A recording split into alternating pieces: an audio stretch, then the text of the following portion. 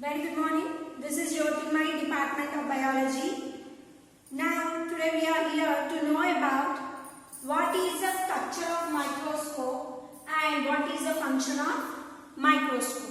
So, let's we start. So, this is microscope, and this microscope has different parts in it. So, the upper part is known eyepiece, and this part is known body tube, and here this is known arm, which we carry with our hand, and this is known stage, and here it is known base. And what these eyepiece contain? Eyepiece has magnifying lens, which is useful for observing object, and this is body tube, and this body tube has two adjustments here. The first adjustment is here rough adjustment, second one is fine adjustment. To see any object very clearly under the microscope, we have to adjust the microscope. For that, we have to use rough adjustment and fine adjustment. And to the bottom of the body tube, we find nose piece. After the eyes, we have nose piece, right?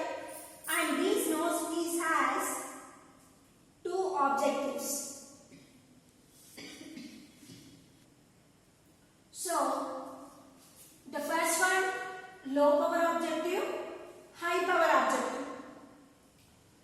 And down stage. Stage has above that clip to hold the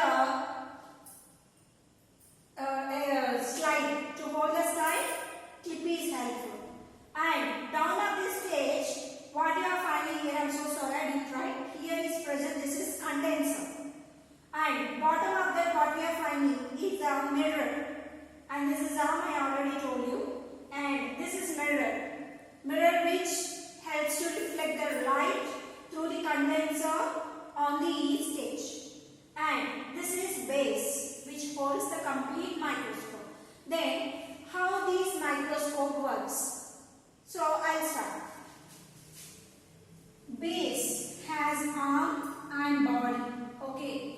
So, where we put this slide, whatever you want to see a cell. For example, now you want to see a blood cell. Just take a drop of blood, put on a slide. Slide, which is in rectangular shape, like this. We find this kind of glass slide. On this slide, need to put a drop of blood. If not, you can take a plant cell even, like onion peel. Just when you are chopping onion, you get a white color peel on that. Just take a piece of onion peel and put on it. And take this slide, just put on the stage. And we have to fix this slide with the help of clip here. Do you understand? Here also a clip is present. It holds that slide. Okay. After holding this, we have to look at through these eyepiece. When you are looking these eyepiece, you find in an onion peel like this kind of structures.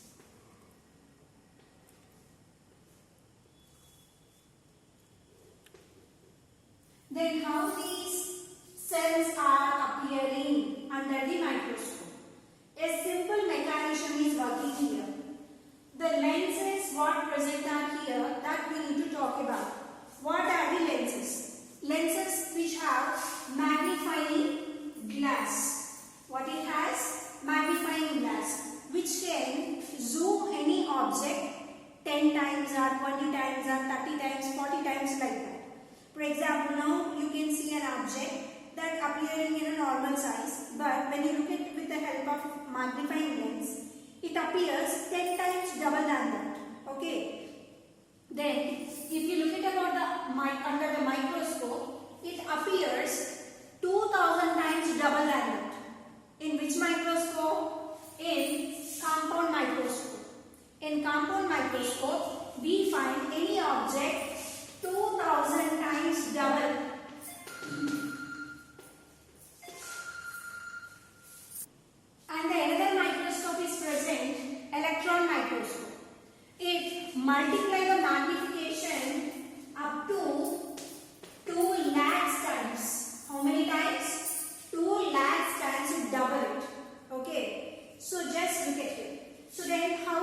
magnification is work?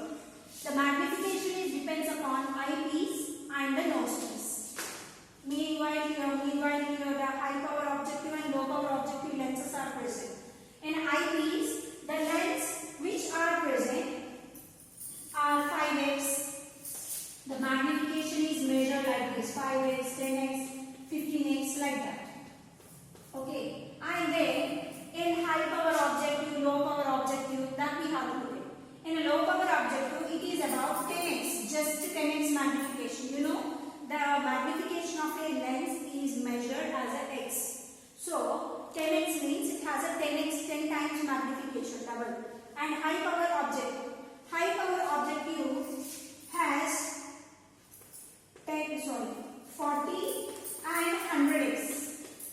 This is the magnification of high power objective. Low power objective has 10x magnification and high power objective has 40 and 100x. And there are so 200, 300, 1000 also. And now these eyepiece magnification and this low power objective magnification or the high power objective magnification, both are useful to observe the object what you are putting on the stage. So then how can we see object with these lenses? With the help of mirror. See, for example,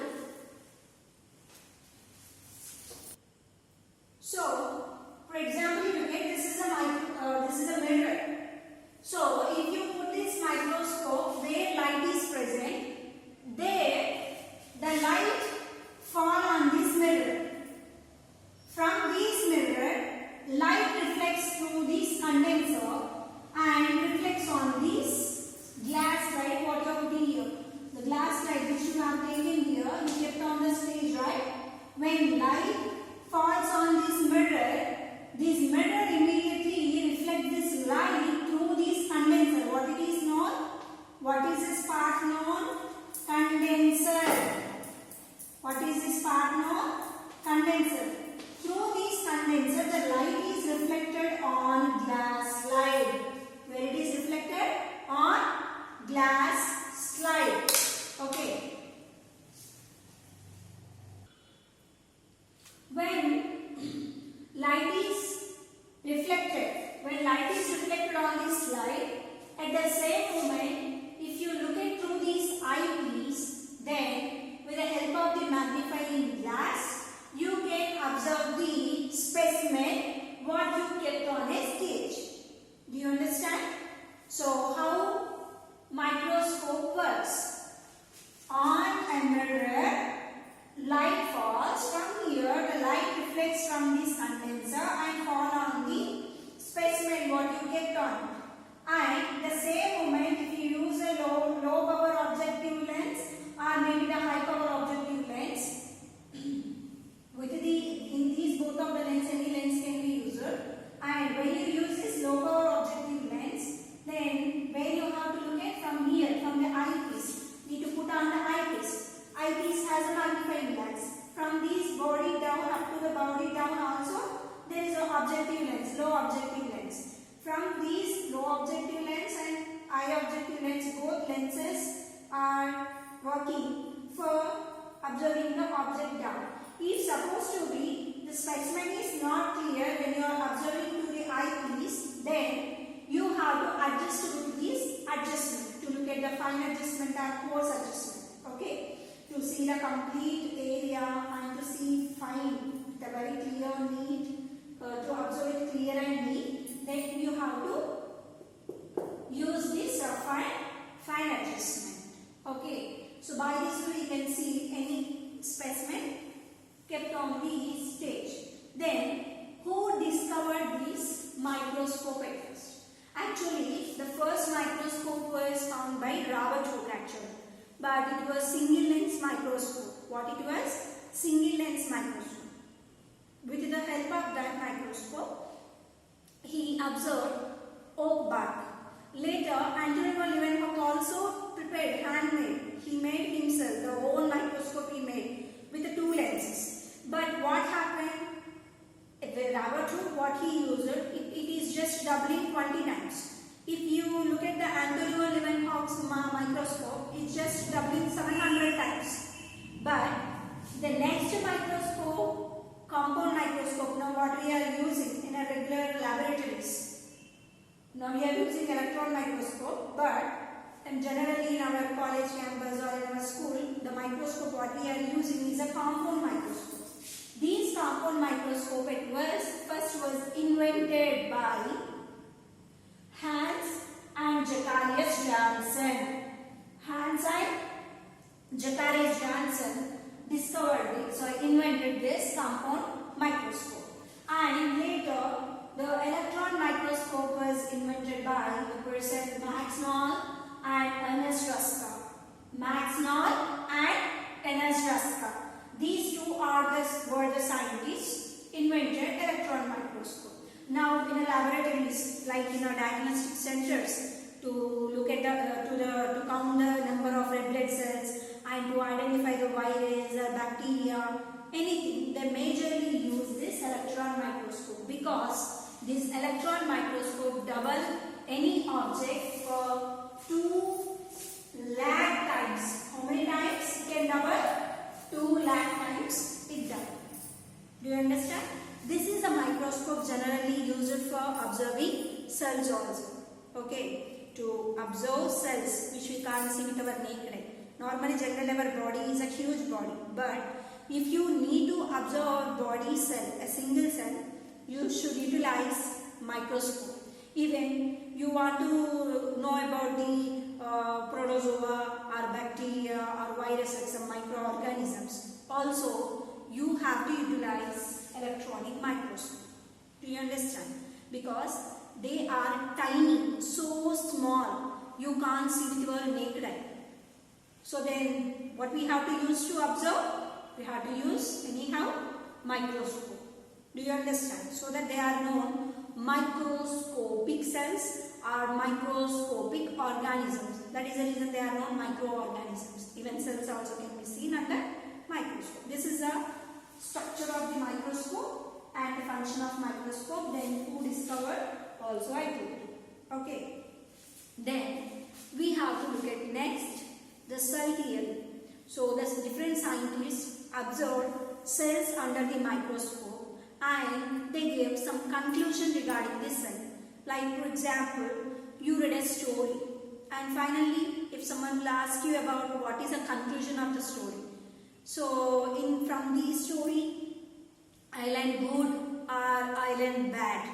Do you understand? You say conclusion. Like the scientists who used this microscope to study cells, they gave different conclusions about complete cell which are similar and can applicable for all cells. Then what is that cell theory? We look at now. Okay.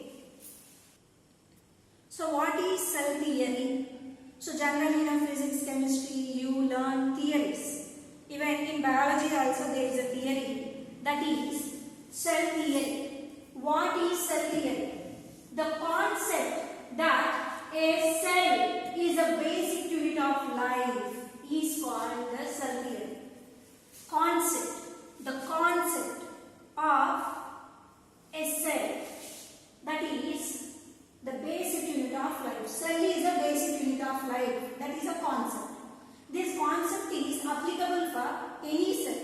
You take any cell, whether it is a plant cell or an animal cell or microorganism, which is made up of cell. It is known the basic unit of life. Who gave this statement and what are the points present in cell theory is suitable for all cells? And who gave this cell theory? Actually, on this cell theory, there are 3 scientists worked. The number 1, Matthias Rock of Sweden, Theodor Schwann, Rudolf Virchow. Matthias Rock of Sweden, Theodor Schwann and Rudolf Virchow. How to remember this? Very simple. The Virchow taken his fan to Sweden. The Virchow taken his fan to Sweden. Remember like that? Then you will get the name Sweden, Schwann, Virchow. Okay. Matthias Rock of Sweden, Schwann, Rudolf Virchow gave the cell theory. Then what are the points given in cell theory and how it is applicable for all cells? So now we look at it. So in cell theory, basically there are majorly 3 points which are applicable for all cells. Though in that, first of all we look at about the first 2 were given by these 2 scientists, Schleiden and Schwann. Schleiden was a botanist and Schwann was a zoologist, and these both were best friends and colleagues and worked in a same university, and these together worked on plants and animal cells. So Schleiden worked on plant cells and Schwann worked on animal cells, and both together given 2 statements majorly. What was the statements? Cell is a morphological and physiological unit of living organisms except viruses. What is the meaning of it? Cell is a morphological, is a structural and functional. Morphological and physiological. The structure of a body or the function of a body, it completely depends upon a cell. This statement was given by Schleiden and Schwann. Any cell, whether it is a plant cell or an animal cell, both of them, the structural and functional unit of a life is a cell, except viruses. Why viruses are not the structural and functional unit of life? Because viruses are not a cells. Because cell should be an individual. Mean it should work its function and as well as it should give its structure. But virus, it can't live individually. It requires a host body. Without host body, it can't survive. So that virus is not a cell, because when it is in atmosphere or in environment, it is non-living. Once it enters into a human body, it acts like a living. So it is between living and non-living, so that virus is not called a cell. That's the reason viruses are exception from cell theory. And what was the second point given by these 2, Schleiden and Schwann? The smallest unit of life is a cell, and that is every organism starts its life with a single cell. Any life on the earth originates with a single cell. Even me, plant, anything, even on life, the life also started with a single cell. So absolutely this is applicable for any cell. And then what is the third point? Was given by Virchow. He gave this statement after the conclusion of these 2 scientists. They concluded after conclusion of these 2 scientists, later 10 years, the Virchow given this statement. That is, new cells originate only from pre-existing cells. What is the meaning of it? The new cells originate only from pre-existing cells. For this, I'll give you in Bhagavad Gita, there is a statement. Puttina vaniki maranam tappadu, maraninchina vaniki janmam tappadu. The person who is taking birth, compulsory need to die. The person who is dying, he will take birth again. So like the cells which are dying, they regenerate. So the new cells which are developing in our body, they come from dead cells. So for example, if skin cells are destroyed now, that skin cells again become as a new cells, mean the old cells, the dead cells which are died, they again regenerated as a new cell.